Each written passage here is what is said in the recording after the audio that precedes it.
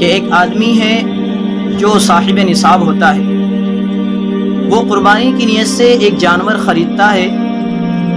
لیکن کسی وجہ سے وہ قربانی کے اس جانور کو بدلنا چاہتا ہے۔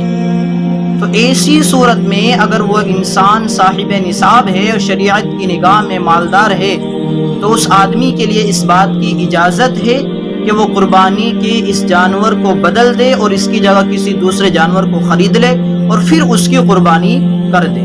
اس لیے کہ قربانی کے لیے جو جانور خریدا جاتا ہے، اگر خریدنے والا صاحب نصاب ہوتا ہے تو اس صاحب نصاب کے اس جانور کو متعین کرنے کی وجہ سے اس جانور کی قربانی کرنا یہ اس کے اوپر لازم نہیں ہوتا، بلکہ اس کو پورا اختیار ہوتا ہے کہ وہ قربانی کے جانور کو بدل دے اور اس کی جگہ کوئی دوسرا جانور خرید کر ذبح کر دے۔ لیکن اس کے برعکس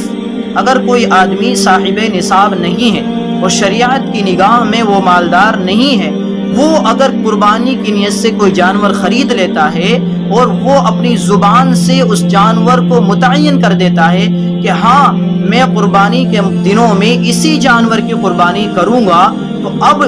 اس کو متعین کرنے کے بعد اگر وہ یہ چاہتا ہے کہ ہاں میں اس جانور کی جگہ کسی اور جانور کو ذبح کر دوں، تو ایسا غریب کے لیے کرنا جائز نہیں ہے۔ تو گویا کہ قربانی کا جانور متعین کرنے کے بعد